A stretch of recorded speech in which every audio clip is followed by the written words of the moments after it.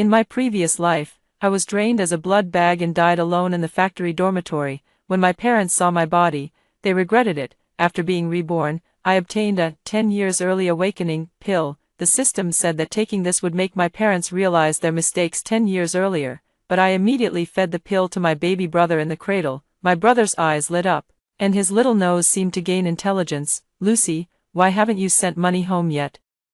Did you spend it on some man?" Mom's scolding voice on the other end of the phone was deafening. "Your brother is still short of 100,000 yuan. This is the first time I've asked you for help, and this is the attitude you're giving me. He was practically raised by you since he was a child. Are you just going to ignore him? Say something, will you?" I lay in the factory dormitory, my forehead covered in cold sweat, my chest tight and painful, feeling as if I were about to die. "Mom, I don't feel well. Stop pretending to be dead. If you don't send the money today, I'll go to your factory tomorrow. I'll let the whole factory know what an ungrateful wretch you are." Dad's impatient voice chimed in. "Lucy, is a few $1,000s worth your life? I gave you your life in the first place." Grandma chimed in from the side. See, I told you we should have just strangled her back then." Amid their curses, I closed my eyes. After working continuously for 72 hours, I died suddenly in the dormitory. At noon, my co-worker discovered my body. In the afternoon, my parents rushed from out of town and wept bitterly in front of my coffin. They regretted it. The next second, the sound of a baby crying suddenly rang in my ears. I found myself in a small, familiar bathroom, with a baby in my arms. I was reborn at the age of 4. And this noisy little one in my arms is my younger brother. A golden elixir was floating right in front of me. The note beside the elixir reads, "Have your parents take this pill, and their mindset will advance by 10 years, allowing them to awaken sooner." I recall the sight of my parents weeping bitterly. They truly regretted it. They looked at the mere 30,000 yuan left in my bank account and regretted not having traded me for a bride price. With my death, they suffered a huge loss. Such parents, even if they had realized it 10 years earlier, would only have sold me off to the countryside when I was 14. The younger brother in my arms was still crying, his small hands clutching my clothes, spitting bubbles with his mouth. I looked at my brother, who now depends on me so much. Without hesitation, I shoved the pill into his mouth. At this time, the younger brother is 3 months old. He was already hungry, and when something sweet suddenly entered his mouth, he stretched his neck and swallowed it, even happily kicking his legs. But gradually, the kicking slowed down. A complex expression, unique to intelligent beings, gradually appeared on his face. He looked at me, who was holding him, and mumbled something indistinctly. "Dada," with the intelligence of a 10-year-old. It wasn't hard for him to figure out my relationship with him. "Little brother, are you hungry? Let your sister take you to find something to eat." Duh. I carried him out of the room. This is my family's old house. The electric fan whirred as it spun, and the boxy TV was playing a popular, melodramatic soap opera. My mom, wearing pajamas, was lounging on the sofa cracking sunflower seeds. She stared fixedly at the TV, occasionally pursing her lips at the cringe-worthy Mary Sue plot. "Mom, my brother is hungry. Mom, please make some formula for my brother." "Mom." When I called for Mom for the 3rd time, the woman suddenly threw the sunflower seeds in her hand right at my face. My brother and I both got hit without distinction, calling for souls. "Mom, Mom, Mom," every single day. "Go find your grandma.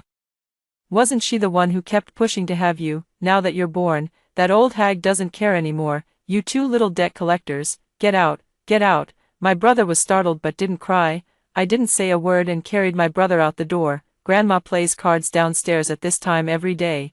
I carefully carried my little brother downstairs, taking one cautious step at a time. In my arms, my little brother's face was twisted with fear, his hands tightly gripping my collar. To a baby, this staircase is no different from a cliff, and his little life was in the hands of a 4-year-old. Fortunately, everything turned out fine in the end, and I found my grandmother playing cards. "Grandma, it's time for the baby to have some milk." With her eyes closed, Grandma rubbed the mahjong tile in her hand and suddenly played it.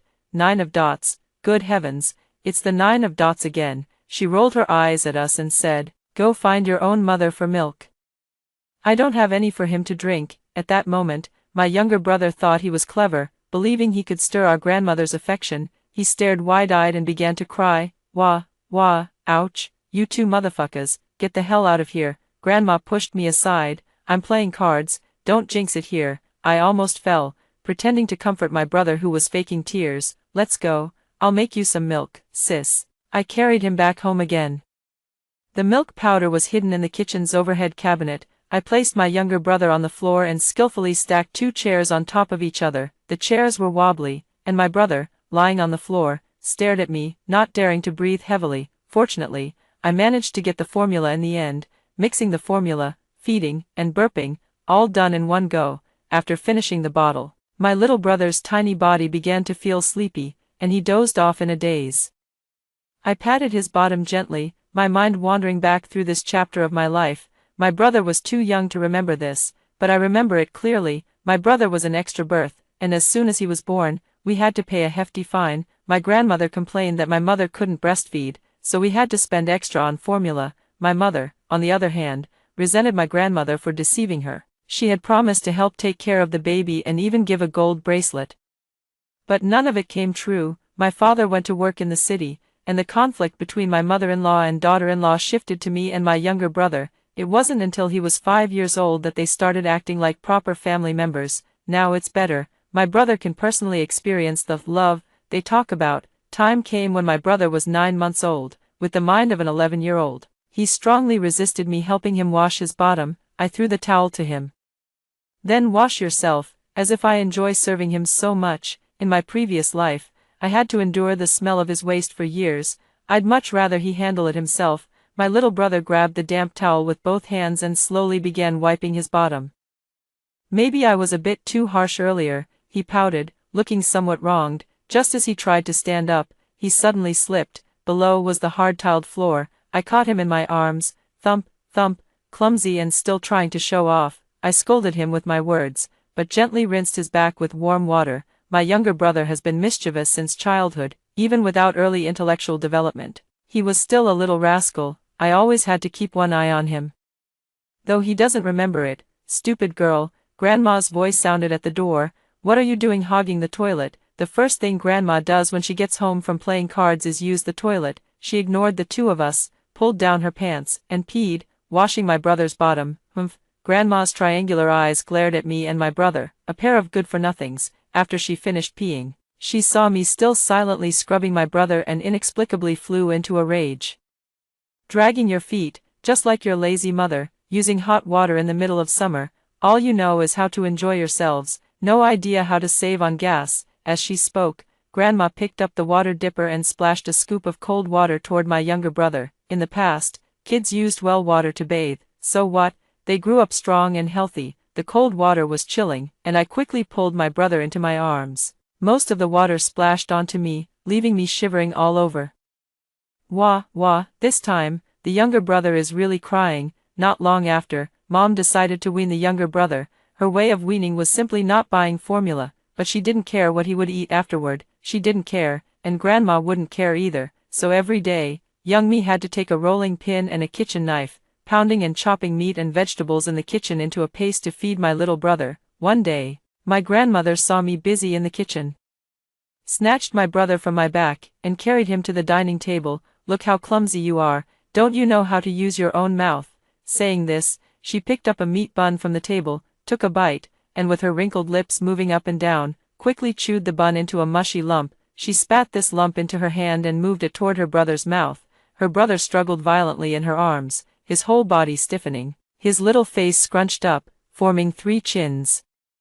And his eyes nearly popped out. Grandma, Mom said not to feed him like this. Mom said not to feed him like this. I ran over and tugged at Grandma's sleeve. Mom said there are germs. She's the one with germs. Grandma yelled at me, slamming that lump of stuff onto the dining table. Her man was raised this way. So what? I took the opportunity to take my brother from her arms and carried him to the kitchen to feed him porridge. Grandma wanted to chase after and hit me. But just then her mahjong partner came knocking at the door. Mary, come play mahjong, we're short one person. Ah, coming. I thought I had escaped the beating, but just before leaving, she pinched my thigh hard with her fingernail. Ouch! I bent over in pain, put my brother down, and lifted my pant leg to see a patch of skin had been viciously pinched off. Tap, tap, tap, tap. My brother, facing the direction Grandma had gone, pounded the floor tiles with his little fists, his eyes red. I could tell he utterly despised that old woman. At the end of the year, Dad, who had been working away from home, returned. Our whole family sat at the dining table waiting for him to arrive home. My younger brother was especially nervous, and I knew what he was hoping for. Mom and Grandma didn't love him, only this father he had never met offered a glimmer of hope. Finally, the door opened, and Dad came in, bringing a chill with him. "My son, you're finally back," Grandma cried as she rushed forward. "You've been gone for over half a year, and I've been so worried about you. I haven't let you down. Look, your child is doing well. Don't worry, I'll help take care of the family for you." My brother couldn't help but roll his eyes, mumbling and spitting. "My precious son, Dad missed you so much." Dad walked over and took my brother from my arms, spinning him around in the air 3 times. "When you left, you were still like a little mouse. And now you've grown so much in just a few months. It looks like a happy family, but no one paid any attention to me the whole time." Mom looked at Dad with a hint of resentment. "Bob, how was your work this year? Why did you send back so little money every month?" Grandma slammed her chopsticks on the table. "Fiona, if you think it's too little, go out and earn it yourself. My son worked hard all year and just got home, and now he has to listen to your complaints. Do you even want to have a peaceful new year?" "I'm not criticizing him, I'm saying that next year I'll go with him, so we can earn an extra income." Grandma looked at Dad and thought it was a good idea, but Dad was being evasive. "Who knows what next year will be like? We'll talk about it after the new year." Dad didn't say it, but I knew. It's not that he didn't make money, he lost it all playing cards. After all, like mother, like son. After a few rounds of drinks, Grandma and Mom also had some. The atmosphere at the dinner table also started to liven up. Dad started talking about what he saw in the big city. "Mom, you have no idea how tall the buildings are in the big city. They reach right into the clouds. A single brick under their feet could buy one of our houses." Grandma had never seen much of the world, so she loved hearing her son talk about these things. It made her feel more sophisticated. "Good grandson. In the future, you'll take Grandma to the big city and buy her a tall building too." Grandma teased her younger brother with her rough fingers, and he dodged away in disgust. "Yes, I'm just waiting for my son to get into Tsinghua or Peking University, to bring honor to me. By then, you'll have to buy your dad a car, a fancy house, marry a city girl, and bring our whole family to the city to enjoy a good life." Dad lifted my little brother up to his face, rubbing his stubble back and forth on the boy's delicate cheeks.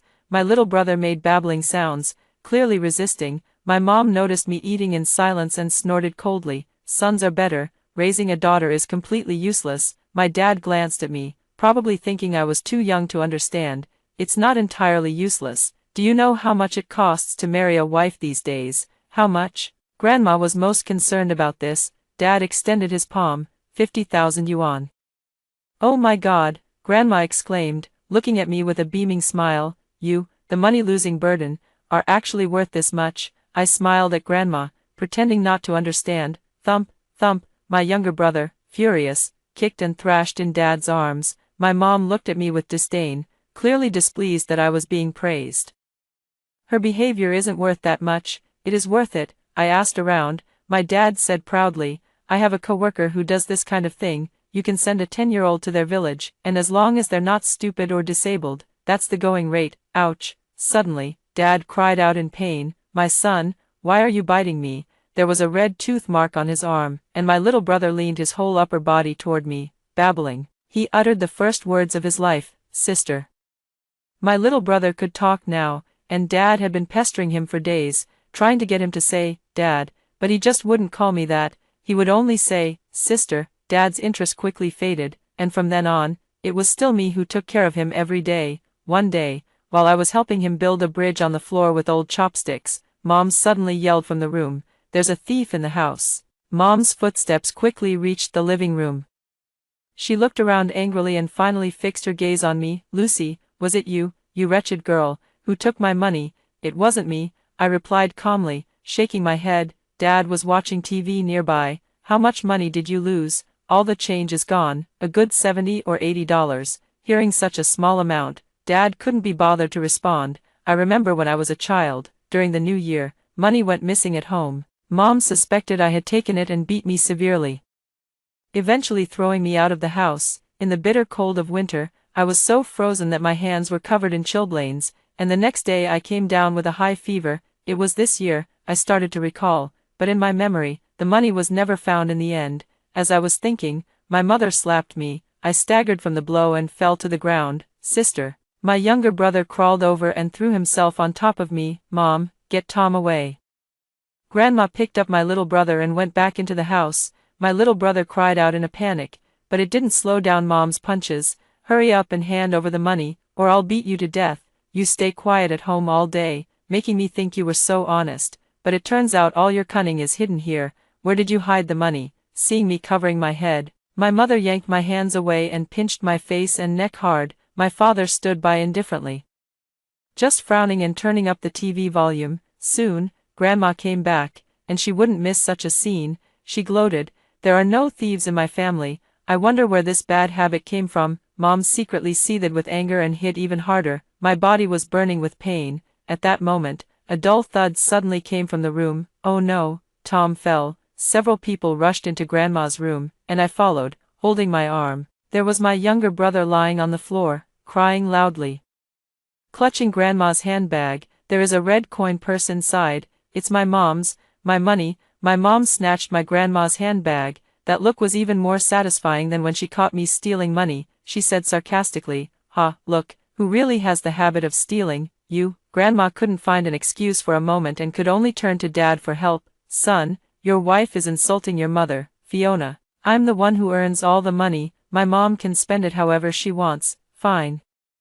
You earn the money, you're so capable. When spring comes, I'll go to the city with you to work. I'll support myself." While they were arguing, I quietly went over and picked up my little brother from the floor. "Sister, does it hurt?" My younger brother was crying so hard his body began to tremble, asking me in broken sobs. I shook my head, feeling somewhat disheartened. Starting life over again is not as easy as one might imagine. I am only 5 years old now, unable to carry heavy loads on my shoulders or lift things with my hands. All I can do is wait until I grow up. Finally, my mother stormed out angrily. Seeing me sitting on the ground comforting my younger brother, she coldly tossed 2 coins near my feet. "Enough. If you had behaved well normally, I wouldn't have to scold you.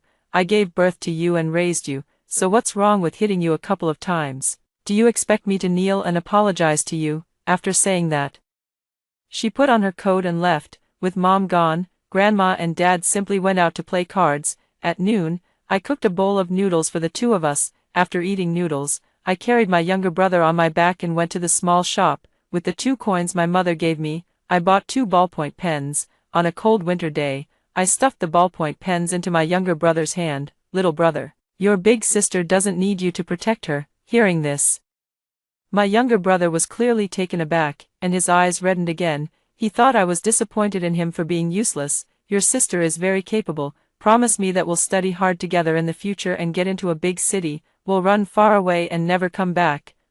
My brother's eyes finally lit up, and he nodded seriously. Just as adorable as I remember. Day by day, time passed. Gradually, my brother learned to speak and no longer needed me to carry him on my back.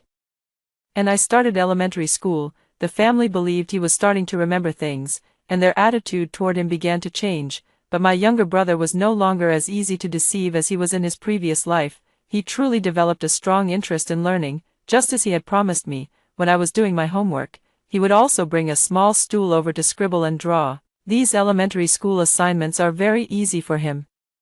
His family also quickly realized that he was smarter than other children. "Wow, Sister Ma, this is amazing. Your family might just produce a top scholar in the future." Because both his parents went to the city to work, we started living with our grandmother. Grandma liked to take us to the place where she played cards to show off my brother's extraordinary talent. The child I've watched grow up can't be anything but great. Just like our Bob. When our Bob was little, he could pick up cold briquettes faster than any other kid. Grandma said proudly, "If she took after my daughter-in-law, it would be over. Look at this girl, just like her mother, clumsy and slow all day long." My sister got the top score in the class. My younger brother slammed the pen on the table and shouted crisply, "Don't listen to her bragging. Grandma never cared about my studies, so she doesn't know whether my grades are good or bad. She's been lying and stealing your mom's money since she was little. Do you believe her? You're the liar. It was you who stole mom's money. I remember it clearly. You hid it in your bag. You even said it was for playing cards with small change." Grandma didn't expect him to actually remember. She looked a bit embarrassed, but she still refused to back down. "What could you possibly remember at such a young age?" My brother was about to speak, but I patted him on the back, puffing out his cheeks. He swallowed the words, "old thing," that were about to follow. Grandma's mahjong partner said mockingly, "Sister Ma, your granddaughter is something else. At such a young age, she knows how to win people over. I see your grandson isn't even close to you anymore. Don't let him grow to resent you later." These words struck a chord with the old lady. From that day on, the old lady deliberately kept my brother and me apart. I knew what she was thinking and chose to deliberately comply. My younger brother was also very obedient. When I wasn't around, he would flip through the textbooks from my previous semester. He quickly learned to recognize quite a few characters. In the past, during dinner time, Grandma would only give us 2 yuan to buy steamed buns. Now she always brings her brother home at mealtime. In fact, she herself is quite clumsy. She relied on her husband when she was young, and after he died, she leaned on her son. She has hardly cooked a meal in her entire life. Now, to win over her brother, she has actually started cooking. That day, Grandma had learned a new dish from somewhere, poached sliced pork. The moment I saw this dish, a memory was triggered in my mind. So it's today. Grandma had been busy for over an hour, making the kitchen messy and dirty, just to barely finish making this dish. She quickly called out to my younger brother, "Tom, Grandma made you boiled fish slices tonight. This is a dish from a fancy restaurant. See how much Grandma loves you." Saying that, she wobbled as she carried a pot of steaming boiled meat toward the dining table. I calmly looked at the floor. There was a puddle of water she had just spilled. Grandma stepped right onto the puddle, slipped, and lost her balance completely, watching the hot soup spill toward herself. She threw the basin away without hesitation. It flew toward her younger brother, who was reading in front of the TV. In her previous life, she had scalded her brother's neck, leaving a large scar. In this life, her brother would despise her. I intended to ignore it, but before I knew it, I had rushed over and pulled my younger brother into my arms. The scalding soup spilled on the floor, splashing onto my lower legs. "Sister." My brother quickly pulled me to the bathroom to rinse with cold water. Luckily, it was just a reddening from the heat. My brother rushed back to the living room and roared, "If you dare hurt my sister again, I'll never acknowledge you as my grandmother." The old lady was stunned for a moment, then sat on the floor and began to cry out in grievance. Eventually, seeing that no one paid her any attention, she quieted down. From then on, the old lady no longer dared to treat me poorly in front of my brother, and even if she had to fake it, she would show a little warmth. A year later, my family's financial situation improved. Although Fiona was not a qualified mother, she was a business-savvy entrepreneur. At first, both she and my father worked at a construction site, but later she set up a stall outside the site selling boxed meals. After the business thrived, she rented a storefront and successfully became a female boss. At that moment, Mom suddenly missed her son and made the decision to bring both of us over. Of course, the main reason for taking me along was to look after my younger brother. "Lucy, come here." After the shop closed in the evening, Mom called me into the back room with a grim expression. I was 8 years old at the time, and my brother was 4. Seeing her grim expression, my brother quickly followed her. Mom threw him a toy and told him to play in the corner of the room. "Lucy, your father has another woman outside." Mom came up with a heavy piece of news right away. I had heard it in my previous life, so it didn't feel new to me. I still kept my head down, feeling gloomy. Mom glanced at my younger brother playing with his toy car in the corner, thinking he wouldn't understand. "If your parents get divorced, who would you go with?" "I don't know," I replied dismissively, but my mom misunderstood, thinking I was torn between the two. Suddenly, she hugged me tightly and started sobbing. "Lucy, your mother has had such a hard life. Your father just can't change his ways. If it weren't for you, I would have divorced him long ago. You're my only daughter. You must stand by my side." She looked at me with gritted teeth. "The Castro family favors boys over girls. When they found out you were a girl, your grandmother and your father couldn't even be bothered to take a look. If it weren't for Mom stopping them, they would have strangled you. Ever since giving birth to you, my back has been hurting to this day. You are a piece of my flesh, my little warm coat. Only Mom can't bear to part with you." In my past life, hearing these words truly broke my heart, as if it were being torn apart. Since I was young, everyone has told me that there are no parents in the world who do not love their children, so I believed they loved me. I never thought it was just two people who didn't love each other using me. I pretended to sniffle. "I can't bear to leave you either, Mom. Dad is bad. I hate him." Hearing me say that, my mom finally stopped crying and smiled, her eyes filled with the joy of revenge. After Mom left, my younger brother, who was playing with toys in the corner, grabbed me. "Sis, don't be fooled. they're just using you as a pawn, is that so? I showed the puzzled expression of an 8-year-old child. My younger brother nodded seriously. Sis, listen to me, don't say a word about them, and don't get involved in anything, did you hear me? Seeing me looking dumbfounded, my brother pressed the question sternly. Oh, big sister knows now.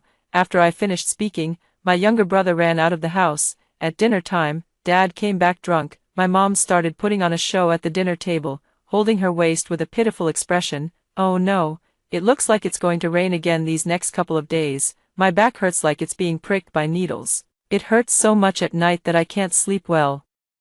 And I still have to run the business during the day. Sigh. In my previous life, I would have stood up for my mom at this point, only to get beaten up by my dad. Mom looked satisfied in the end, but still scolded me for being disrespectful. This time, I didn't respond. Mom shot me a glare and deliberately put another piece of meat in my bowl. Lucy, study hard, and we'll buy you a house in the future, so you can get your household registration in a big city. What's wrong with you? Dad slammed the table. She only needs to finish elementary school. Why buy a house? Mom wanted Dad to provoke me, but I acted as if I didn't care at all, just kept my head down and ate. Seeing me as unresponsive as a block of wood, my mom didn't bother to say anything more. While eating, my dad suddenly exclaimed in surprise, then he started vomiting violently. Damn it, why is there a piece of shit in my bowl? Ha ha ha ha. My younger brother suddenly clapped his hands and laughed. Mom said that a dog can't change its habit of eating shit, so I fed Dad dog shit. Mom said Dad doesn't earn money and wants to divorce you. I'll go with Mom in the future and won't care about you or Grandma. Dad, who was already drunk, vomited even more violently. Fine, Fiona, you want to divorce me and even incite my son to harm me. Mom looked at her younger brother in astonishment. How could a 4-year-old know so much? Tom, what nonsense are you talking? The younger brother stiffened his neck. I'm Mom's little sweetheart. Dad cheated and slept with another woman. He doesn't want us anymore. He and Grandma are both bad people. When I grow up, I'm going to beat him to death. You still want to hit your dad? Dad stepped forward and kicked him, sending the younger brother tumbling to the ground. I told you to stir up trouble here. He slapped Mom across the face. Bob, you hit me. Boo-hoo, I'll fight you to the death. I picked up my little brother and ran out onto the road. This was the first time he was beaten by Dad. I lifted my brother's clothes and saw a red footprint. What nonsense are you talking about? Does it hurt? Sis, it doesn't hurt. I made them fight among themselves. My brother's face showed the thrill of revenge. I looked at my brother speechlessly. Even though he matured earlier than his peers, he was still just a teenager. Little brother, these are adult matters. They have nothing to do with us. We just need to take care of ourselves. Okay, sis, I just can't stand them taking advantage of you and treating you poorly. I patted his head. Thank you. I promise you, I won't let myself be taken advantage of. Seeing that I was fine, my brother finally relaxed and said proudly, Sis, you know what? This dog poop is from Big Yellow. His poop is the smelliest. Okay, go wash your hands quickly. When my younger brother was in elementary school, my parents bought a house in the city and brought Grandma to live with us. Over the years, they have indeed put a lot of effort into supporting my brother, but he has always been indifferent to them. Seeing this, Grandma was afraid that my brother would drift apart from them. One day, after Dad went out for a drink, Grandma called my younger brother into her room. Not long after, my brother's sarcastic questioning could be heard from inside. Grandma, what do you mean my sister is an outsider? My brother kicked the door open and looked at my mom. My grandma said my sister is an outsider and can't be relied on, so she'll have to depend on me to take care of her in the future. Then, Mom, you're also an outsider. Why do you still have to be filial to Grandma? My mom was wiping the table and secretly felt pleased upon hearing this. Grandma's face darkened, and she stubbornly insisted, because your mom married your dad, she's part of our Castro family now, so she should be filial to me. Hey, my younger brother put his hands on his hips. Then why won't you let my aunt be filial to her mother-in-law? Grandma was caught off guard by my brother's words and flew into a rage out of embarrassment. Pointing at me, she scolded. A married woman is like spilled water. Once she's out, she's out. You're defending her now, but in the future, she'll only defend her husband. Aren't you also water spilled from the Chen family? I heard from my mom that you used to take money from home to support your in-laws. I didn't see you burn any less incense for the Chen family on Qingming festival. Grandma, if you're trying to drive a wedge between me and my sister, I suggest you shut up early. Whoever treats me well, I treat them well. Those who never cared for me for a single day, don't even try to get close. Grandma was so angry she stomped her feet. Tom, have you fed your conscience to the dogs? I raised you since you were little, how have I not been good to you? Haha, taking me to play mahjong is what you call taking me along. Grandma pointed at me. Lucy, I think it's you who's stirring things up behind the scenes. Don't you dare yell at my sister again. If you do it one more time, I won't support you in your old age, and you'll starve. Grandma was so angry she started crying, but my dad wasn't home, and my mom was too busy enjoying the drama to even care about her. After this incident, my grandmother never dared to come between me and my brother again. In the blink of an eye, I turned 14. All these years, my parents only attended parent-teacher meetings for my brother and never paid any attention to me. They felt that allowing me to receive a free compulsory education was already a tremendous favor to me. After learning that my younger brother's academic performance was excellent, they became even more fond of him. Neither my brother's school nor mine provides lunch at noon. Fortunately, our family runs a restaurant, so my mother prepares 2 lunch boxes for us in the morning. Both lunch boxes are tightly sealed, and she specifically reminds us not to open them on the way to avoid spilling. Sis, here's a big chicken leg for you. Across the playground fence, my brother slipped a braised chicken leg into my lunchbox, which was otherwise filled with only vegetables. Here, have some spare ribs too. I gave him a few pieces back, and after a bit of back and forth, we finally started eating. Heh, they probably never imagined that I sneak out to have lunch with you every noon. My younger brother shoveled food into his mouth, looking quite pleased with himself. You sneak out every day, doesn't your teacher say anything? My brother retorted with a smug expression. Tong Go is the top student in the whole school. Even if I can't reach the top of the wall, the dean would give me a boost from below. He successfully made me laugh, and before I knew it, this younger brother was almost as tall as me. Brother, they're only treating me poorly, so why are you opposing them too? For justice, my brother shouted, but then he said seriously, Sis, do you really think they treat me well? I didn't speak. Is it possible that, to them, we are both just property? Keep it if it's valuable, throw it away if it's not. I believe there are parents in this world who love their children, but they definitely aren't among them. My younger brother smiled at me and gave me the last piece of spare rib. Sis, once you get into high school, they'll definitely find out your grades are even better than mine. By then, they will definitely have their eyes on you, so you need to be on guard. I nodded seriously. I finished my high school entrance exams, but aside from my younger brother, no one seemed to care. That summer was long, and Grandma arranged for us to return to our hometown. On the way, we also spent a day at one of her relatives' homes in the countryside. This relative had a daughter, and our parents told us to call her our cousin. Oh, sister-in-law, Tom has grown into such a fine young man, so handsome. The relative affectionately patted my brother on the shoulder and glanced at me standing nearby. Suddenly, my eyes felt a bit teary. Unlike my previous life, thanks to my brother's care, I didn't suffer from malnutrition. Now I'm taller than my mom, and my looks are quite striking. This girl sure can eat, and she's grown a lot. Hearing this, my brother snorted and mouthed the words, blind as a bat. After the meal, my cousin took me to play in the village, while my brother stayed at home to keep the guests company. As the adults chatted, the conversation eventually turned to me. Sister-in-law, how old is your Lucy? She's 15, just finished the college entrance exam. With her brain, who knows if she'll even get in? Because my brother was there, my mom didn't dare say anything too harsh. Oh, so you're saying if she gets in, you'd actually let her continue studying?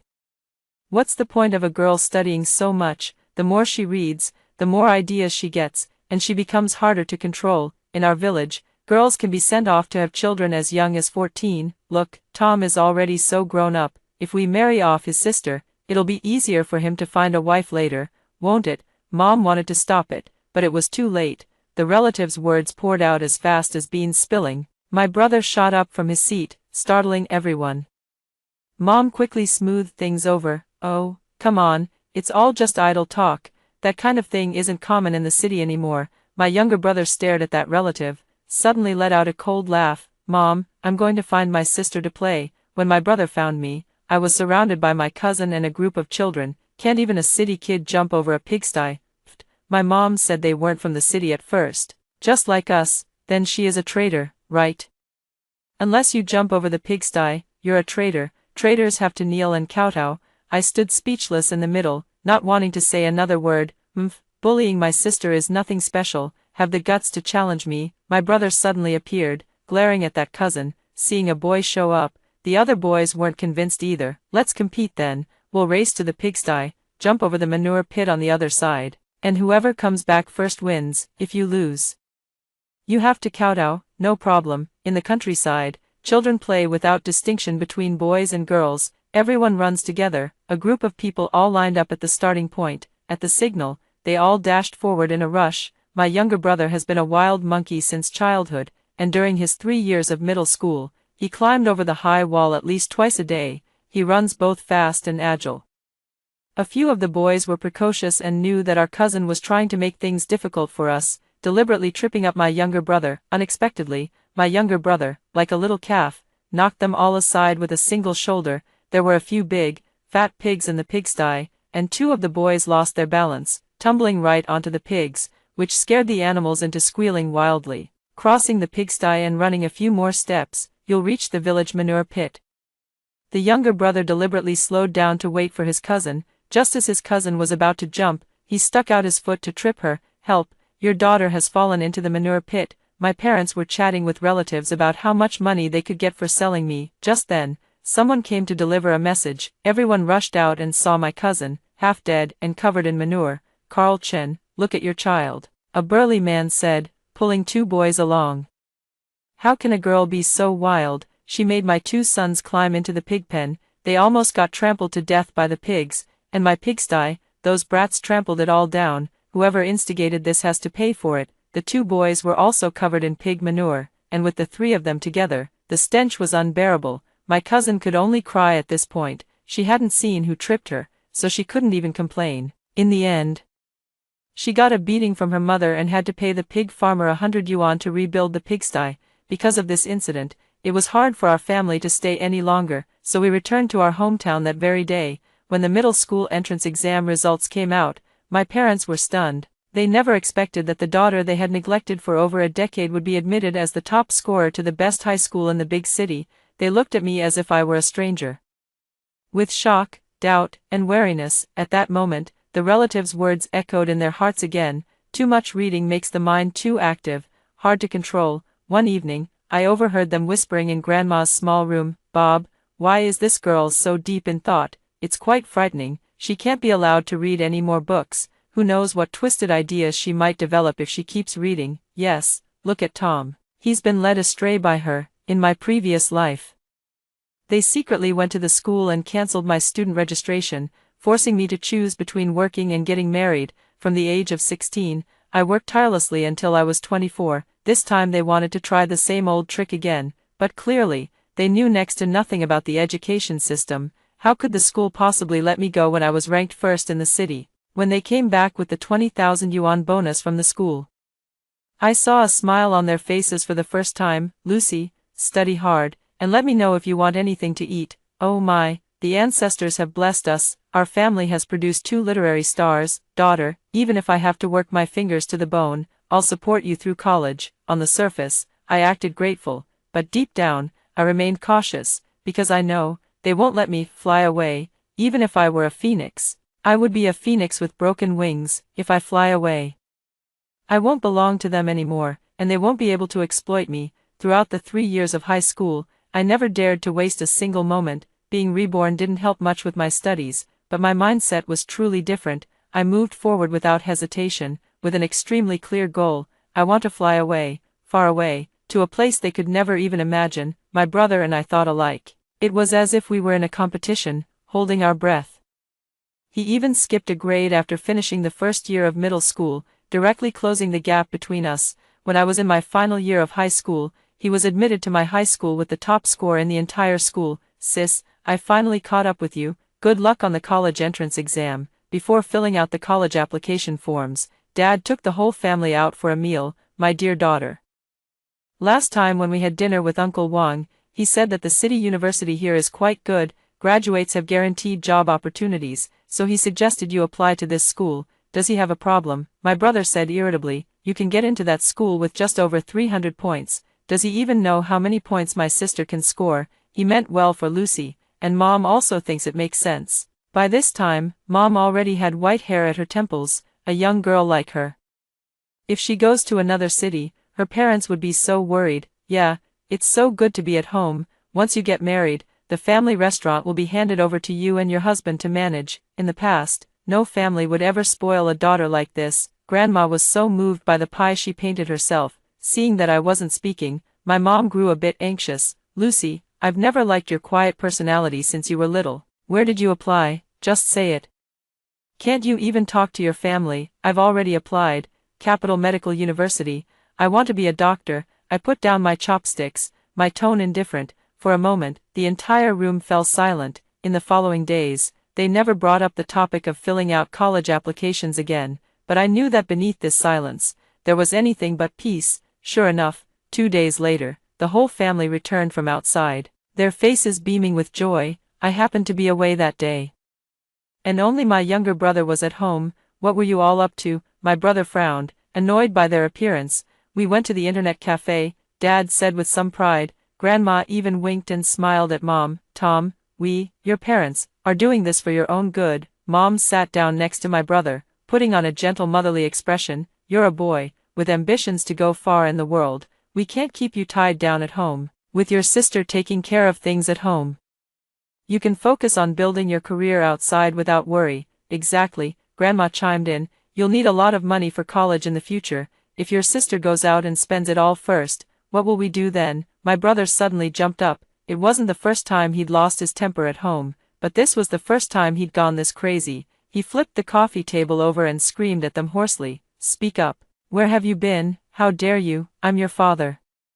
And you dare to yell at me? Dad rushed forward to subdue his younger brother, but his brother, already 185 meters tall, pushed him to the ground with one hand. Sitting on the ground, Dad was furious and pointed at his brother, shouting, Fine, go ahead and yell. We've already used up the last chance to change your sister's college application. She can't change it anymore.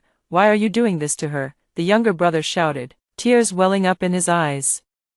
He wanted to beat these people up, but hitting them wouldn't solve anything. After taking a deep breath, he calmed down and pulled out his phone. His mother and grandmother hurried over to comfort him. The two of them were taken aback. Tom, what are you going to do? The younger brother ran outside in big strides. I'm going to call the police. At the police station, the younger brother had a bruised mouth but sat up straight. The distraught mother and grandmother sat on the ground, throwing a tantrum. The father who just hit his younger brother has been handcuffed by the police. Classmate, according to current laws, parents cannot be sentenced for privately modifying their children's college entrance exam choices. A police officer walked out with a grim expression, looking at the bizarre parents lying haphazardly on the ground, feeling deeply resentful, but there was nothing he could do. How could this happen? Not only could I not help my sister, but I also failed to make them pay. Tears instantly streamed down the younger brother's face, and his whole demeanor became dejected. Look, even the country agrees with what we're doing. Your parents gave birth to you and raised you. You owe them obedience for life. This is gratitude. Parents are greater than heaven. Dad was handcuffed, his face full of pride. My younger brother was so angry his hands trembled. He took out his phone and finally dialed my number. But my phone suddenly rang at the entrance of the police station. I appeared suddenly, holding a document in my hand, and looked coldly at my parents. No one agreed to let you do this. Evil done in the name of love is the most shameless and despicable evil. Sis, my younger brother quickly ran over. I interrupted what he was about to say. I knew they would do something. I've been watching them these past few days. After I found out they were going to change the application, I went to the education bureau. Brother, thank you for helping me call the police and saving me time. Officer, please give me the police report. I need to take it to the education bureau to change my college application. Upon hearing that the application could still be changed, the police officer immediately went to process it. No, you can't apply to a college in another city. If you dare to go, I won't give you a single penny. They shouted behind us. I grabbed the materials, took my brother by the hand, and rushed out of the police station, like two birds breaking free from a cage, soaring into the sky. My name is Tom, and my sister's name is Lucy. According to my sister, back then, due to the policy, she took up a quota, so they hoped she would pass away at a young age. But later, my parents did the math and said they could use the money to get me a wife. That's why they risked being fined to have me. But my whole family scolded her for talking nonsense. I am a golden child, a boy blessed with wealth and fortune. I can't remember much from before I was 5 years old. I've heard from others that my older sister was never kind to me since I was little. She had a terrible character. she would even blame me for stealing money and once nearly scalded me to death with hot soup, leaving a large scar. My sister was always quiet at home, and the only time she raised her voice was at the dinner table when she accused our father. That time, Dad hit her.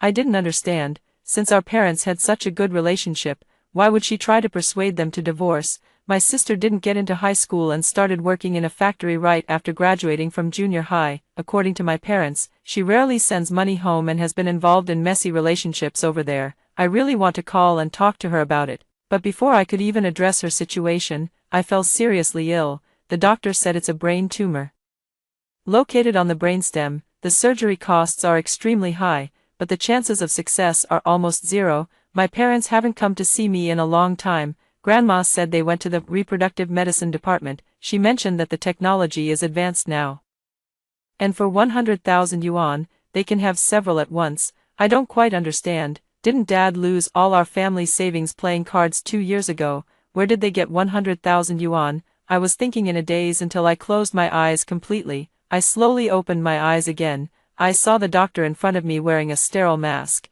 Her eyes were beautiful and very familiar. Sis, my voice was still weak. The surgery was a success. The brain tumor has been completely removed. Now you need to rest well.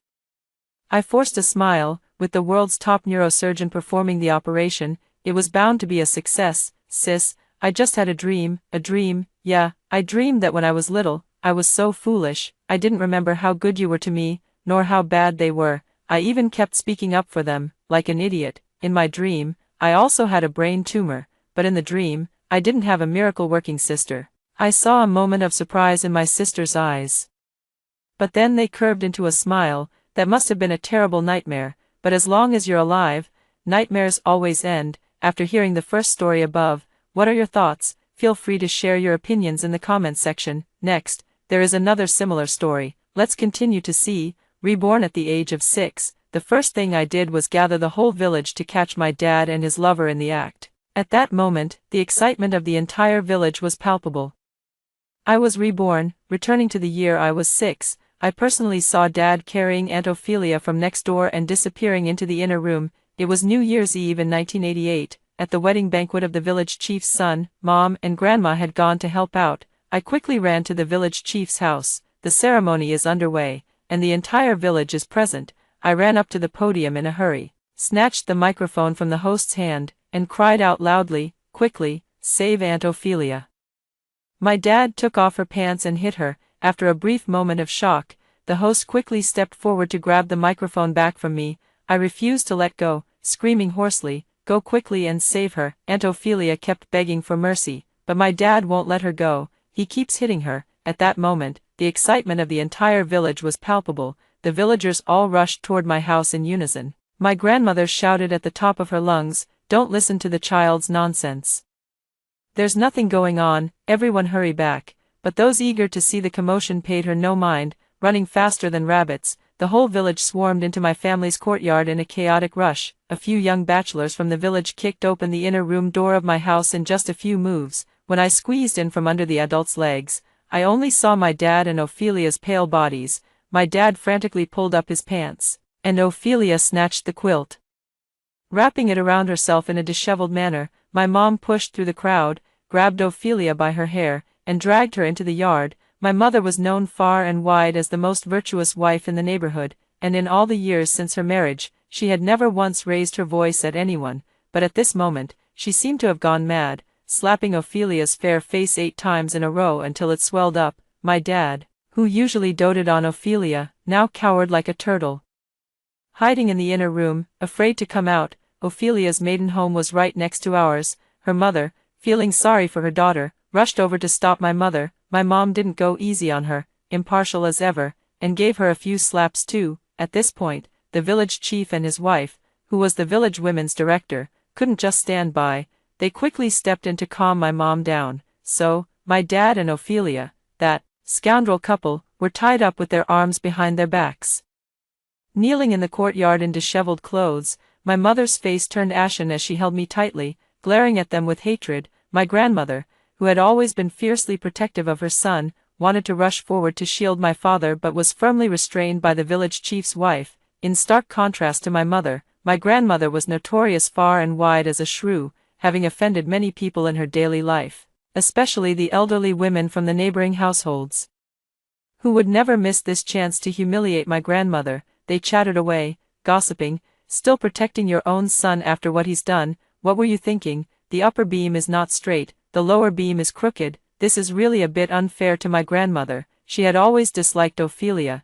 thinking she was lazy, gluttonous, and restless. My grandma only found out about my dad and Ophelia's affair today. She pointed at me, Ophelia, and shouted, "It must be this slut who seduced my son, village chief, beat this tramp to death." Upon hearing this, Ophelia's mother became furious, disregarding the revolutionary camaraderie she usually shared with my grandmother, gossiping about others. She directly pushed my grandmother to the ground and cursed, "Your son forced my daughter, and we're going to sue him. I wouldn't even be satisfied if he got the death penalty." My grandmother and Ophelia's mother wrestled, pulling hair and slapping each other, fighting with great gusto. By now, my mother had calmed down. She frowned coldly, watching them in silence, but her arms around me were tight, as if she feared losing me the moment she let go. Suddenly, a bold guess flashed through my mind, one that sent my blood boiling. The village chief called a few strong laborers to tie up my father and take him to his house, locking him in the woodshed. Ophelia, meanwhile,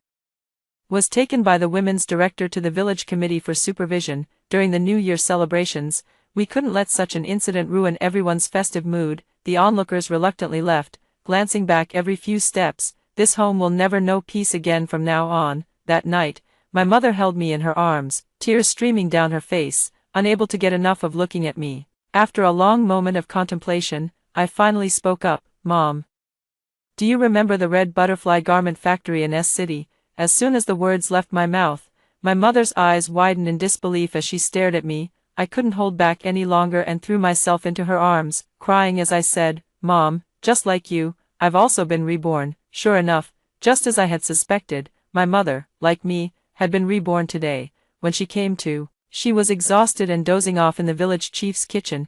Before she could figure out what was happening, I had already run to fetch someone to catch them in the act. That's why my mom, completely out of character, scolded Ophelia and her mother like a shrew. That night, my mother and I went over the events of our past lives again. Finally, a series of plans were formulated. In summary, it's about settling scores and seeking revenge where it's due. On the morning of the first day of the Lunar New Year, my mom and I slept in luxuriously. In the past, it was always my mom who got up early to cook, clean the yard, and then respectfully invited Grandma out for breakfast. On the days when my mother went to work in town, my grandmother would make me, just 6 years old, cook porridge and steam buns. She herself would sleep until the sun was high in the sky, then wait to be served like an empress dowager. Such good days have vanished since yesterday. Sure enough, shortly after 7 in the morning, my grandmother started banging on my and my mother's door. Lazy woman, still not up to cook, trying to starve me to death.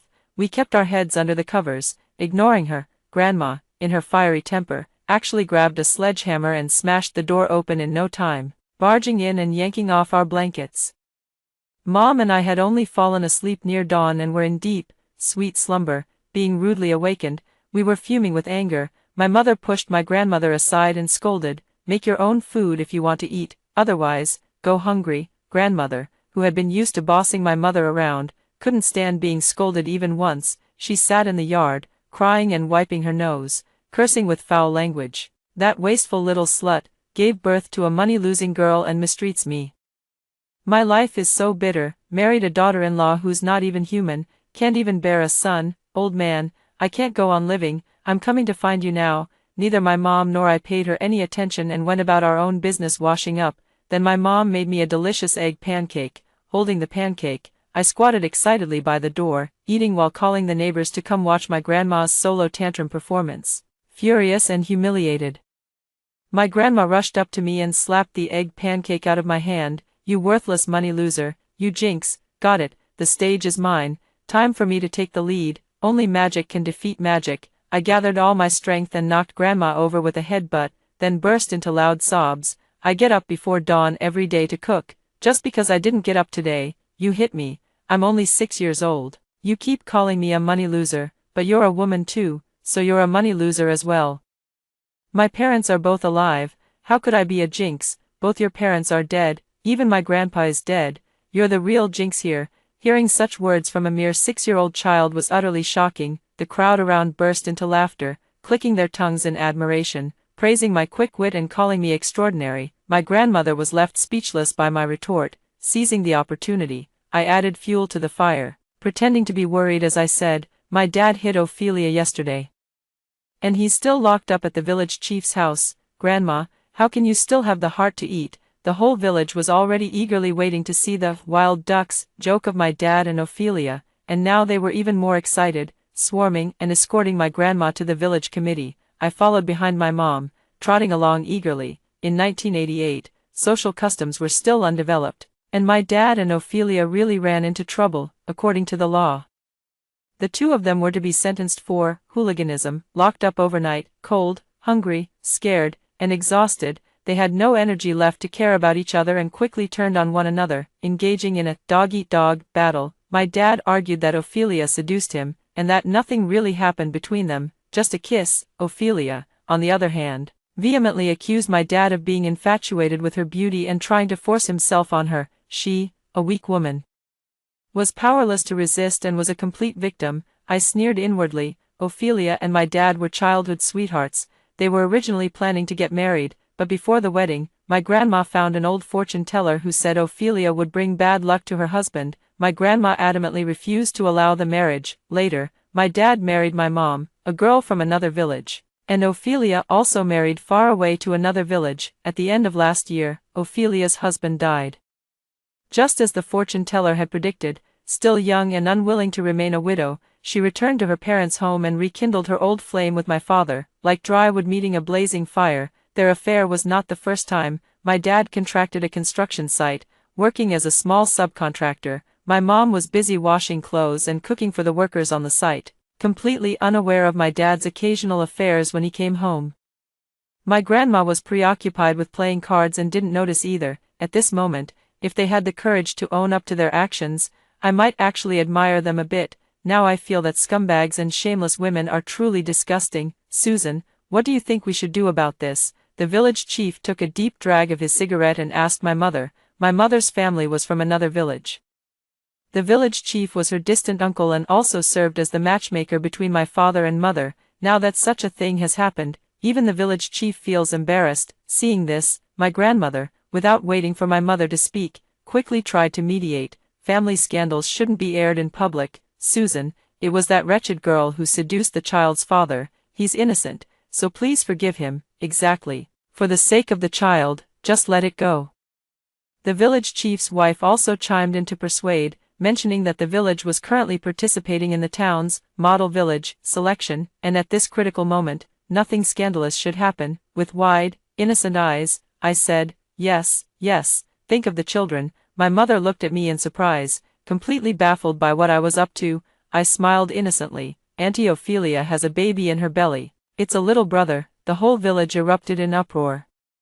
Grandma rushed over to cover my mouth, trying to stop me from speaking nonsense, but I'm telling the truth. Ophelia was indeed pregnant, only 2 months along, and hadn't even realized it herself. It was this child who, in my previous life, plunged me into endless suffering. The boy Ophelia gave birth to was diagnosed with Down syndrome shortly after birth. The little money my father earned as a contractor was all spent on his medical treatment. But it was like trying to extinguish a fire with a cup of water. Ophelia looked at my cleverness and then at her dull and stupid son, and an evil thought arose in her heart. She contacted a human trafficker and secretly sold me when I was only 6 years old. My grandmother clearly noticed but did nothing to stop it. She needed money, a lot of money, to cure her precious grandson. The doctor from the village clinic was invited over and immediately took Ophelia's pulse. It turned out that what I said was true. Ophelia was over 2 months pregnant. My mother snatched me from my grandmother's arms and held me tightly. She said in a trembling voice, "I won't forgive them. I want a divorce." All the money my parents earned from contracting projects over the years was handed over to my grandmother for safekeeping, but my mother was shrewd. She kept a small ledger, meticulously recording every penny. After 7 years of marriage, the couple's shared assets amounted to 12,000 yuan. The moment the ledger was revealed, the villagers were shocked. In those days, households with 10,000 yuan were still quite rare. Then, a woman whispered, "No wonder Ophelia took a liking to Rose's dad. He's really rich." Rose's mom is so foolish, with a husband who can earn so much, how could she even think of divorce? She should just make do." The villagers now looked at my dad, no longer with pure disdain, but even with some envy and jealousy. "Rose comes with me, and I'll take 10,000. My mother laid down the divorce terms with unwavering determination. Everyone was in an uproar, deeming it unreasonable, and my grandmother was especially adamant in her refusal. "Then I'll go to the town and report your son for bigamy. You can keep your money and die alone, old woman." My mother clenched her teeth, refusing to back down even an inch, seeing the situation at a stalemate. The village chief had no choice but to advise our family to calm down and give him an answer after the new year. When we got home, my mother threw all my father's clothes and belongings into the yard, officially separating from him. My father resented me for humiliating him in front of the whole village and hated my mother for insisting on divorcing him and making a scene. He grabbed a carrying pole and struck me hard with it, shouting that he would kill both me and my mother. But now, neither my mother nor I were the same pushovers who used to obey her every whim. Seeing me get hit, my mother's eyes turned red with rage. She grabbed an axe, turned around, and pinned my grandmother to the ground. My grandmother immediately let out a scream like a slaughtered pig. "You damned adulterous bitch, what do you think you're doing?" My mother kicked my grandmother hard. "Shut up, you old hag." Then she brandished the axe at my father. "If you dare touch Rose again, I'll take your life and your mother's." My father, stubborn as ever, gripped the carrying pole and lunged at my mother. Without hesitation, my mother swung the axe in her hand toward my grandmother. The sharp blade of the axe narrowly grazed my grandmother's cheek. Darkness filled my grandmother's vision as she collapsed, unconscious. As the saying goes, the reckless fear the desperate. My mother's near-frenzied state terrified my father and grandmother. After Grandma regained her composure, she gritted her teeth and said to my dad, "So be it, then. Ophelia is pregnant anyway, and it's probably a boy. Just let Susan take that worthless burden and get out of here." After saying that, she glared fiercely at my mother and sneered, "Susan, with that worthless burden and deadweight, no one will want you anymore. Be careful, or you'll have no son to take care of you in your old age." Hee. I was practically laughing in anger. I walked up to my grandmother and whispered softly in her ear, "Grandma, not all boys can carry on the family line. For example, idiots. They can't." Hearing my words, Grandma was stunned at first, then began to curse at me loudly. I ignored her and instead turned to help my mother pack her belongings. Let her have her moment of verbal satisfaction. Her days of crying are yet to come. My dad and mom got their divorce certificate, and my mom was given 10,000 yuan. My mom and I packed our luggage and left the house, unexpectedly. We ran into my grandma's family at the village entrance. My heart skipped a beat. In her past life, my mother suffered terribly because of this patriarchal family. After my parents divorced, my grandmother tricked my mother into returning home, to fund my uncle's house construction. They married her off to a wealthy but disabled old man and even helped him imprison her. They made my mother endure 10 years of living hell. Sure enough, Uncle's eyes were darting around as he said to my mom in a sarcastic tone, "Susan, I heard you got a lot of money from the divorce. What does a woman like you need so much money for? Hurry up and hand it all over to me." My mom clutched her wallet tightly and coldly replied to Uncle, "Dream on." Grandma, seeing my mom wouldn't listen, directly reached out to snatch the bag. A crowd had gathered at the village entrance to watch the commotion. After all, Grandma was the elder, so most people still sided with them. Seeing the money in my hand was about to be taken, I quickly grabbed Grandma's arm and said with a smile, "This money was meant for my mom to start a business. Once we make a profit, we'll give it all to you." "Okay." Grandma scoffed at my mom and said, "If anyone should start a business, it should be your brother. You're just a woman. Hurry back to the village with me and find a wealthy man to marry while you're still young." Sure enough, in this life, they still intend to sell Mom. Seeing Mom's face turn deathly pale, my heart ached, but I still said to Grandma, "Starting a business is very hard, and Uncle has always been in poor health. He can't endure such hardship." My mom has connections in the city and can secure construction projects, making over 100,000 a year without any trouble. When the time comes, I'll bring all of you to the city to enjoy a good life. Okay. I squeezed my mom's hand, signaling her to calm down. My mom took a deep breath and said through gritted teeth to Grandma, "Don't worry, once I have money, I'll bring all of you to the city and take care of you properly." After our repeated reassurances, we finally managed to leave Grandma's family behind. Back in the city, we rented a small house. My mother had always been known for her diligence and warmth when working in the city. so, as soon as she returned this time, people actively sought her out for projects. My mom formed a construction crew. She specialized in snatching my dad's business, and she succeeded every time. My dad was so angry he gritted his teeth, but there was nothing he could do. A year later, the construction crew expanded and grew into a real estate company, but things were tough for my dad. Rumor had it he was barely keeping his business afloat. That day after school, my dad was waiting at the school gate. When he saw me come out, he came over with a grin and tried to pull me along. "Rose, Dad bought you a lot of things. Hurry up and come home with Dad." I gave him a cold smile and glanced at him. "What, not calling me a money waster anymore?" My dad awkwardly replied. "Rose, your grandma is old, and sometimes what she says isn't pleasant to hear. Lately, we've been thinking about you and your mom a lot. We're still family after all. Help your dad persuade your mom to remarry me."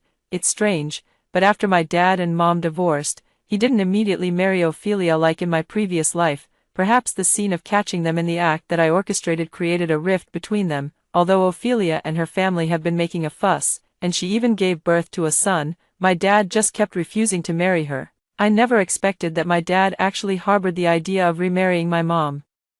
I have no idea where he got the nerve. My dad kept pulling me aside, rambling on and brainwashing me. "Rose, it's best to have your original parents. Your mom is making money now, so there must be a lot of people eyeing her. If she marries someone else in the future and has another son, there won't be any place for you in the family. You still have to rely on me, rely on your sister." Before I could speak, a man's voice angrily scolded my dad. My little uncle, the village bully who was undefeated in the whole village, showed up. He kicked my dad around like a soccer ball, sending him scurrying away with his tail between his legs. "Rose, don't listen to that scumbag. Your dad, mother's brother, is the greatest. You and your mom will still need me to back you up in the future. Little uncle has a small favor to ask your mom. Can you put in a good word for me, in my mom's office?" Little uncle explained his small favor. He has a girlfriend and wants to get married. The other side is asking for a 30,000 yuan bride price. My mother agreed without hesitation, saying she would gather the money and give it to him in a few days. My little uncle left in high spirits. Over the past year or so, my mother has been giving quite a bit of financial support to her family. She frequently bought nice things and took them back to the village. The latest model of mobile phone, the most fashionable leather jacket, and a cool motorcycle, but there's only one of each item. The villagers praised my mother endlessly and envied my grandmother for her good fortune, but my mother knew that life at grandma's house wasn't going smoothly, because grandma was biased. All the good things she gave to the eldest uncle, while the youngest uncle got nothing, and had long been full of complaints, harboring resentment. 2 months ago, my mom bought grandma a large 3-bedroom apartment, registered under grandma's name. Grandma has been busy these days trying to transfer the house to my eldest uncle. At this point, just adding fuel to the fire could escalate the conflict to its peak. Sure enough, 3 days later, my youngest uncle came rushing to my mom in a panic. "Sis, how's the money coming along? If you don't give it to me soon, my relationship is going to fall through." My mother exclaimed in surprise. "Didn't our mom give you the money? I gave her 100,000 yuan a long time ago. She said she'd give you 30,000 and use the remaining 70,000 to buy our brother a car." At this point, my mother paused, choked up for a moment, and said thoughtfully, "I've seen our brother's car, and it seems to be worth exactly 100,000. Could it be?" My uncle's face turned ashen, and without another word, he rushed out. In the evening, the police called my mother. I was shocked when my mom and I arrived at grandma's house. The floor was covered in blood. Grandma was slumped on the sofa, already unconscious. It turned out that after my youngest uncle came back in the afternoon, he had gone completely mad. He accused his grandmother of favoritism, saying all the good things were only given to his eldest uncle. Not only did he get no share of the house, but even the betrothal money meant for his wedding was used to buy a car for his eldest uncle. It is not the lack but the inequality that causes discontent. One incident after another finally overwhelmed his youngest uncle's reason. He hacked his elder uncle more than 10 times with a kitchen knife, according to the police. In the end, only a thin layer of skin was left connecting my eldest uncle's neck to his head. A life for a life. My youngest uncle was sentenced to death, and my grandmother, traumatized by the shock, suffered a stroke and became paralyzed. Throughout the whole ordeal, my mother remained eerily calm. After handling all the affairs, she hired a woman from the village who had always been on bad terms with grandma as the nanny. "Take good care of the old lady, make sure she doesn't die." My mother left these cold words behind and walked away without looking back. This nanny would surely take good care of Grandma. In my past life, Grandma helped that old man imprison my mother. My mother begged her, but she just said, "You have food and drink, what more could you want in this life?"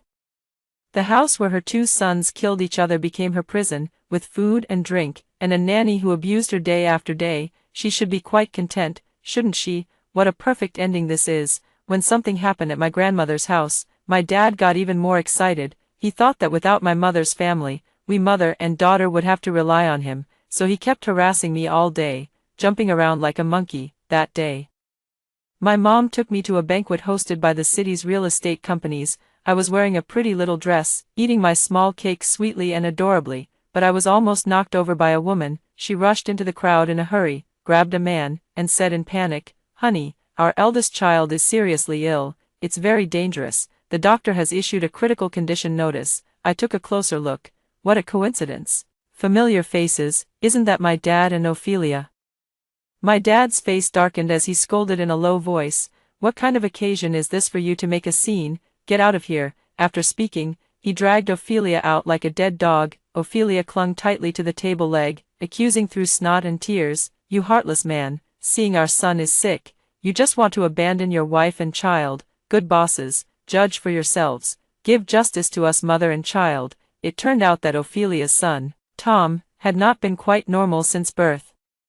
Ophelia took him to various doctors, spending all the money my father had given her. A few days ago, a major hospital officially diagnosed Tom with Down syndrome, accompanied by complications such as epilepsy and heart disease. At first, my father and grandmother held on to hope, but later, learning that the illness was incurable, they began to consider abandoning Tom and had not cared for Ophelia and her son for many days. Today, Tom had an epileptic seizure, and the hospital issued a critical illness notice. It was then that Ophelia, disregarding everything, came to the banquet to cause a scene, but I knew my father wouldn't care about Tom anymore. He'd only feel relieved. When it comes to useless people or things, he's always been ruthless and merciless. Today's banquet was crucial for my father. Originally, thanks to his smooth talking, several bosses had considered collaborating with him. But now all those plans were ruined. My dad, furious, gave Ophelia a good slapping. A boss who had a feud with my father couldn't stand it anymore and sarcastically remarked, "Boss, after doing such a heartless and despicable thing that cuts off your descendants, aren't you afraid that no one will bury you when you die?" My father looked up and saw me at the front of the crowd, eagerly watching the commotion. He excitedly grabbed me and proudly announced to everyone, "Who says I'm without descendants? This is my daughter. She always ranks first in every exam and just participated in the National Children's Essay Competition." The boss glanced at me skeptically and asked, "Is your daughter really that amazing?" I replied with an innocent smile, "Yes, I'm amazing. At 6 years old, I could lead the whole village to catch my dad cheating." The banquet ended with my dad's utter embarrassment and Ophelia's ear-splitting cries. My father's face darkened as he asked me through gritted teeth, "Do you still consider me your father?" I shook my head with a cold laugh. "A year ago, when I caught you in the act, I already lost my father. 3 days later, on my way home from school, I was kidnapped. I was knocked unconscious by a drugged towel and loaded into a van. My head ached terribly, and in the endless darkness, I had a distant dream. In my previous life, after Ophelia's son was diagnosed, Grandma sighed all day long. That day, Ophelia brought back a very kind and generous woman, Lucy. She brought me lots of candies and snacks, even a new set of clothes. I smiled as I accepted the gifts and thanked her sweetly. Lucy stroked my little face and praised me with satisfaction, saying, "She's a smart and pretty child. Only smart and pretty girls can fetch a good price." Lucy, a nationally notorious human trafficker, specializes in abducting children. Grandma actually noticed, but with a complicated expression. She glanced at Tom, gritted her teeth, and retreated into her room without further inquiry. Lucy gave Ophelia 3,000 yuan, who then sold me to a couple in S-City for 6,000 yuan. The couple needed a child bride to take care of their paralyzed son. In that household, I lived a life worse than death. I dropped out of middle school and went to work at the Red Butterfly Garment Factory, working 18 hours a day until I died from overwork on the assembly line. After my death, my mother, who had finally escaped from the countryside, learned of my passing. Heartbroken and hopeless, she drowned herself in the river. yet my scumbag father and the family who bought me as a child bride profited from the tragedy, extorting a large sum of compensation from the Red Butterfly garment factory where I worked. Hell is empty, and the demons are all here, in this life. I ultimately couldn't escape the fate of being trafficked by my own family. When I woke up again, I was tied up in an abandoned factory. Beside me was a little girl, delicate and pretty, about 5 or 6 years old. She was terrified, trembling all over. "Don't be afraid," I whispered to comfort her. "Someone will come to save us." At that moment, the door opened, and several people walked in. No surprise, it was Lucy. Behind me followed 2 people I would never forget even if I turned to ashes: Bob and his wife, the couple who bought me in my previous life. Lucy pointed at me and said, "This one is clever and pretty, quite suitable to serve your son." But Daisy wasn't very satisfied. She remarked critically, "You're too old to be manageable." After saying that, she pointed at the little girl beside me and added, "Let's take this one instead. She's young, a few beatings will make her obedient." In my previous life, after being taken to Bob's house, I was first locked in a dark room and starved for 3 days, dying and then forced to eat dog food in a dog cage. In the days that followed, when Bob Daisy was happy, I got scolded. When they were unhappy, I got beaten.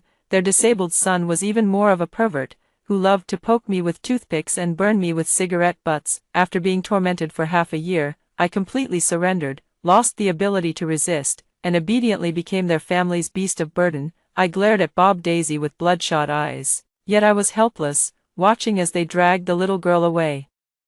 Lucy and her accomplices got $8,000 and bought a pile of delicious food. His accomplice leered at me and asked Lucy with a smirk, "What should we do with this little girl?" Lucy said coldly, "Sell her abroad, get her on the boat tonight. A new club just opened there, specifically looking for young girls." I'm so excited. Never thought Lucy would make it big, expanding her business so widely, even reaching overseas. Now she won't be able to get away with it even if she dies 8 times over. The police arrived before Lucy and the others could finish their delicious food. The armed police, fully equipped, easily took down these troublemakers. One robber tried to take me hostage but was shot in the head, brains splattered everywhere. Lucy was so terrified she wet herself. How disgusting. A female police officer disguised herself as Lucy and went undercover on the human trafficker's ship.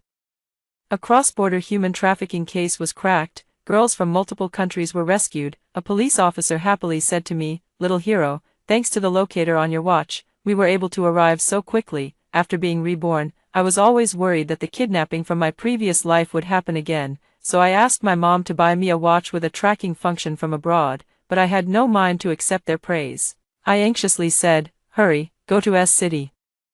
There are more kidnapped children there." With my guidance, the police quickly found Bob's family, but there was no trace of the little girl at home. No, there must be something I missed. I tried hard to recall what had happened in this place in my previous life. Beads of sweat formed on his forehead, yet no clue came to mind. Just as the police were about to call off the search in frustration, I noticed Bob's disabled son gripping his wheelchair nervously. The carpet beneath the wheelchair bore distinct marks from being twisted. A sudden realization flashed through my mind. In my previous life, whenever I disobeyed, this paralyzed demon would coldly threaten me. "If you don't obey, I'll beat you to death and stuff you in the cellar." I pointed at the wheelchair and shouted, "That carpet is suspicious. There's a cellar underneath it." The police found the abducted little girl in the cellar. She was covered in wounds and on the verge of death. What was even more shocking was that 2 skeletal remains were also discovered in the cellar. Without exception, they were all young girls. When the police removed the bones from the cellar, that deranged cripple was still screaming wildly. "They were just toys my parents bought for me, so what if I killed them?" This family was unspeakably cruel. The filthiest trade in this world is human trafficking. In places where sunlight cannot reach, twisted desires and needs fester. Buying and selling are equally guilty. No trade, no harm. The Bob family will ultimately pay with their lives. The police arrested my father. He confessed to the process of selling me. He realized the fact that I would never acknowledge him again. By selling me, he could get a large sum of money. Secondly, it would deal a heavy blow to my mother, leaving her devastated, and thus allow me to reclaim the business she had taken from me. The most outrageous part is that he believes himself to be my biological father, thinking that even if he sold me, he wouldn't face legal consequences. Ridiculous. My grandmother blocked the entrance to my home, kneeling and begging my mother and me not to hold my father legally accountable. I smiled and said to her, "Grandma, what do you have to worry about? You have a son and a grandson. So you're not short of people to take care of you in your old age and see you off, even though one is a criminal and the other is an idiot. At least they're both males. You're truly blessed with great fortune. To kill a person is to destroy their spirit." Grandma stopped pleading with us and instead stood blocking the doorway, cursing. We ignored her, watching her cry herself hoarse and writhe in agony as if it were a monkey show. But she only lasted 3 days before she stopped coming. I thought she had given up, but I never expected that something had happened to her. After my dad was arrested, Ophelia came to my grandma's house to ask for money to treat Tom. During their struggle, my grandma fell down the stairs and died on the spot. Ophelia and Tom were left with nowhere to go. In the end, their bodies were found in the moat, mother and child. Now, all the enemies from my mother's and my previous lives have met their deserved fate. The two of us sat on the rooftop, gazing at the starry sky, overwhelmed with emotions. Through 2 lifetimes, those who hurt us the most were actually our closest kin. Why? Is it simply because we are girls? No matter how outstanding we are, in their eyes, we will be reduced to mere appendages and tools of men. What's even more tragic is that among those who harm us, there are many women, whether it was my grandma and maternal grandma, who favored boys over girls, or Ophelia, who stole someone's husband, or Lucy, who trafficked people. Worldly customs, desires, and money have blinded their eyes and extinguished their conscience. How fortunate my mother and I are to have the chance to be reborn in this life. Yet in this world, there are still so many girls who cannot escape the harm inflicted by their birth families. Rose, I want to establish a foundation. Under the starry sky, my mother's eyes sparkled brightly. Help those girls who have been insulted, abandoned, and persecuted. I tightly held my mother's hand. Let's work together. The Rose Foundation was established. Pay high attention to the phenomena of trafficking women and forced marriages in impoverished mountainous areas. Rescue those girls who are in dire straits. Hope primary schools have also been established to support girls from families that favor sons over daughters. Provide them with education and purchase sanitary products for them. Establish vocational high schools to equip them with professional skills. Set up factories to provide job opportunities, enabling them to be self-reliant, free from exploitation and oppression. They will always have the courage and confidence to face life with a smile. The events of our past lives have long faded from memory for both my mother and me, and we've gradually let go. In this life, we finally became the vibrant, hope-bringing Rose we were meant to be. After hearing the 2 stories above, what are your thoughts? Feel free to share your opinions in the comments section. Looking forward to hearing from you. If you liked this story, don't forget to like it, share it, and subscribe to my channel. See you next time.